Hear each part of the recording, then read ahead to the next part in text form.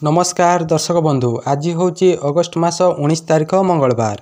आज मुझे देश विदेशर केतोटी गुरुत्वपूर्ण खबर। दयाकोरी भिडियोटी संपूर्ण देखंतु एवं आपण भल पाइबा स्वरूप गोटे गोटे लाइक शेयर एवं चैनल को सब्सक्राइब करी बेल आइकन दबाई रखंतु। आजिर प्रथम खबर नवेम्बर आरंभ होब पीएम आवास योजना बंटन प्रक्रिया। पर्यायक्रमे आवास घर देवे राज्य सरकार। नवेम्बर मासरू आरंभ हो पीएम आवास योजना बंटन प्रक्रिया। पर्यायक्रमे दियाजिबो आवास घर। भाग होइतिबा एवं भिन्नक्षम हिताधिकारी को मध्य घर देवे सरकार। यह प्रधानमंत्री को जन्मदिन अवसर में अंत्योदय योजना रे हिताधिकारी को घर बांटिबे सरकार। पर्याय क्रमे घर पाइबे हिताधिकारी। परवर्ती खबर लगाण वर्षार बेहाल दक्षिण ओडिशा। भांगिला विमान बंदर पाचेरी। बुडिला पोल। निर्धूम बर्षिला निर्घात छेचिला। वर्षा रे कलबल हेले दक्षिण ओडिशा।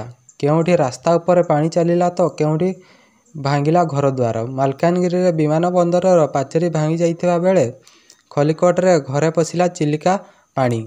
आगामी 24 घंटा पई 3 जिला को रेड अलर्ट जारी करछि पाणीपाग विभाग केंद्र। परवर्ती खबर भारत उपर अमेरिकार टारिफ प्रसंग। अर्थमंत्री निर्मला सीतारमण को सह 7 केंद्र मंत्री उपस्थित। अमेरिकार टारिफ विवाद मध्य प्रधानमंत्री मोदी को गुरुत्वपूर्ण बैठक डाकिछंती। 7 जन केंद्रीय मंत्री उपस्थित रहिबा सूचना। भारतीय रप्तानी उपर 50% टारिफ लगाजिबा परे उत्तेजना मध्य प्रधानमंत्री नरेंद्र मोदी संध्या 6:30 रे एक गुरुत्वपूर्ण बैठक बसिचंती। एही बैठक रे 7 जन केंद्रीय मंत्री उपस्थित रहिबे बोली सूत्ररू जणा पड़िछि। एही बैठक रे वाणिज्य विभाग रु आरंभ करी अर्थनीति और कृषि क्षेत्र पर्यंत आलोचना हेबो। मोदी पूर्वरु कृषक मत्स्यजीवी और पशुपालक स्वार्थ रे कोनोसी आपस न करिया पई दृढ़ प्रतिश्रुति देइछंती। परवर्ती खबर सुस्थ होचंती नवीन। भेटिबाकू चाहुतिले नवीन निवास आसिबाकू गले आमंत्रण। असुस्थ हेबा परे गतकाली संध्यारू एक घरोई हस्पिटाल रे चिकित्सित होचंती नवीन। स्वतंत्र डाक्तरी दल तांकर चिकित्सा करुचंती। हस्पिटाल रे भर्ती हेबा परे नवीन धीरे धीरे सुस्थ हेउतबा हस्पिटाल पक्षरु कुआ जायछि। मेडिकल कर्तृपक्षक सूचना अनुसार डिहाइड्रेशन होइथिला। परवर्ती खबर ओडिशा रे खूब शीघ्र हब एसआईआर। जनवरी 7 रे आसिबो चूड़ांत तालिका। स्वतंत्र भोट तालिका संशोधन प्रसंग रे जातीय राजनीति उठुची पड़ुची। राहुल समेत इंडिमेंटर सहयोगी दल माने यहाकू प्रसंग करी निर्वाचन कमिशन और केंद्र सरकार को घेरुचंती। यार भितर भोट चोरी ने ओडिशा रे तेजिची राजनीति। बिहार रे स्वतंत्र भोटर तालिका संशोधन परे ओडिशा रे एसआईआर करिवा पई प्रस्तुति आरंभ करिसंती मुख्य निर्वाचन अधिकारी। एने प्रक्रिया आरंभ होइतबा सूचना दैछंती सीईओ। परवर्ती खबर लेउटिले हाथीपल। करंजिया रेंज को चली जाइतिबा हाथीपल पुणी फेरिले। लेउटिले हाथीपल गत मास चंपुआ रेंज छाड़ी मयूरभंज रो करंजिया रेंज को चली जाइतिबा 30 टिकिया हाथीपल गत राति पुणी चंपुआ रेंज को लेउटी आछंती। हाथीपल बैतरणी नदी पार होई केमुंडिया गाँ मध्य देई झालियाबेड़ा गाँ जंगल रे प्रवेश करिसंती। हाथीपल रे 12टी माई 12टी दंता हाथी थिबा बेले 6टी छुआ हाथी जणा पड़िछि। परवर्ती खबर मालकानगिरी रे फिका पड़िला मुख्यमंत्री वायु स्वास्थ्य सेवा। लगाण वर्षा जंगु प्रथम दिन रे डाक्तरखाना आसी पारिले नाही रोगी। विमान बंदर रे आसिले डाक्तर हेले आसी पारिलेनी रोगी। मालकानगिरी जिले में फिका पड़िला मुख्यमंत्री वायु स्वास्थ्य सेवा। लगाण वर्षा सांगकू पाणीपाग विभाग रेड अलर्ट जोगु डाक्तरखाना आसी पारिले नाही रोगी। गतकाली रातिरु वर्षा लागी रही घर द्वार रे पानी पशि जाइछि। परवर्ती खबर लगाण वर्षा कला बेहाल। जलमय हैला मालकानगिरी जिला। लघुचाप जनित लगाण वर्षा रे भांगिला घर। गंजाम जिला खलिकोट ब्लॉक माणिकपुर गाँव रे कंपाजेना और सुरेश मल्लिक घर कांथ भांगी जाइछि। गतकाली ठारू वर्षा लागी रही। विभिन्न जगार पानी जमी रही पुराणा कांथ गुड़िक पड़ जाइछि। 2टी घरे 6टी रही 6 ଜଣ ରହିଥିଲେ ମଧ୍ୟ ସୌଭାଗ୍ୟବଶତଃ କାହାର କିଛି କ୍ଷତି ହୋଇନାହିଁ। ପରବର୍ତ୍ତୀ ଖବର, ଓଟିଇଟି ପ୍ରଶ୍ନପତ୍ର କେଳେଙ୍କାରୀ ଘଟଣା, 2 ଅଭିଯୁକ୍ତଙ୍କୁ ରିମାଣ୍ଡରେ ନେବେ କ୍ରାଇମବ୍ରାଞ୍ଚ। ଓଟିଇଟି ପ୍ରଶ୍ନପତ୍ର ଲିକ୍ ମାମଲା, 2 ଅଭିଯୁକ୍ତଙ୍କୁ ରିମାଣ୍ଡରେ ନେବ କ୍ରାଇମବ୍ରାଞ୍ଚ।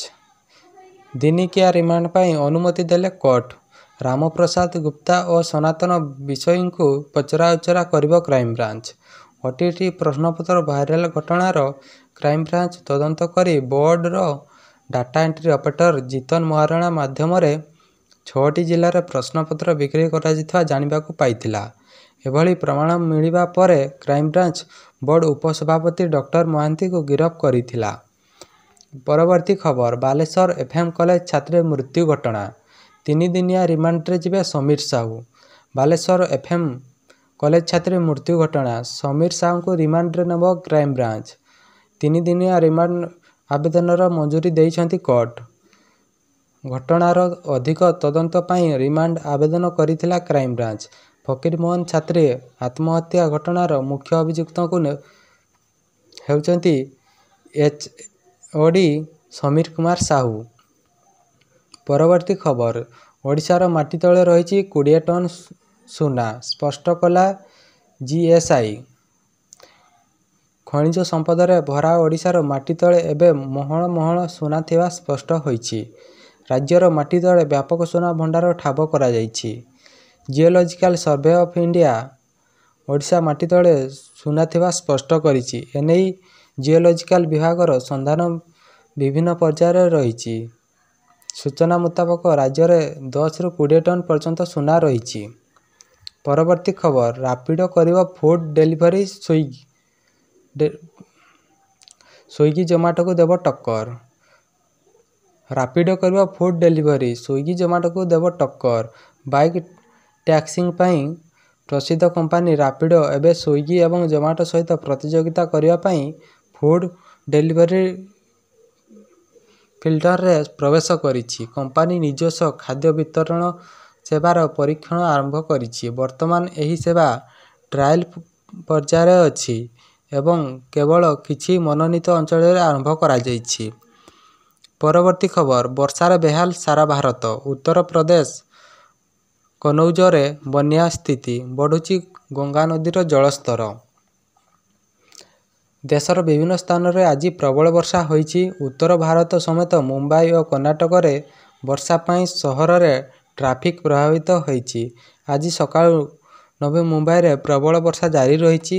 ବର୍ଷା ଯୋଗୁଁ ଏପିଏମ୍ସି ବା ଏଗ୍ରିକଲଚରାଲ ପ୍ରଡ୍ୟୁସ ମାର୍କେଟ କମିଟିର ପରିବା ବଜାର ଜଳମଗ୍ନ ରହିଛି।